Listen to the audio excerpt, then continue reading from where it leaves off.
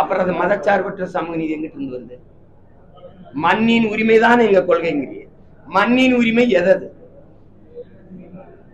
நீங்க மொழி இனம்னு பிரிக்கிறேங்கிறீங்க. அப்ப எந்த மண்ணின் உரிமை? தமிழரா திராவிடம்னா எது திராவிடம்னு தெரியல. தமிழ்நாட்டு மண்ணின் உரிமையா, கர்நாடக மண்ணின் உரிமையா, கேரள மண்ணின் உரிமையா, இல்ல பீகார் மண்ணின் உரிமையா, இல்ல குஜராத் மண்ணின் உரிமையா? மண்ணின் உரிமைனா எந்த மண்ணின் உரிமை? இந்த மண்ணின் உரிமை தானே. அப்ப இந்த மண்ணின் உரிமைனா தமிழ்நாடு தானே, தமிழ் இனம் தானே. அப்ப இது மொழி இனம்னு பிரிக்கிறாங்கன்னா இந்த கோட்பாடு எப்படி இருக்கு பாருங்க. சாதி, மதம், மொழி இனம், பாலினம், நிலம் என்று பிரிக்கிறார்கள்னா இந்தியாவை மொழி வழி மாநிலங்களா பிரித்ததை நீங்கள் ஏற்கிறீர்களா, எதிர்க்கிறீர்களா? இந்த கேள்வி எனக்கு வரணுமா வேணாம்?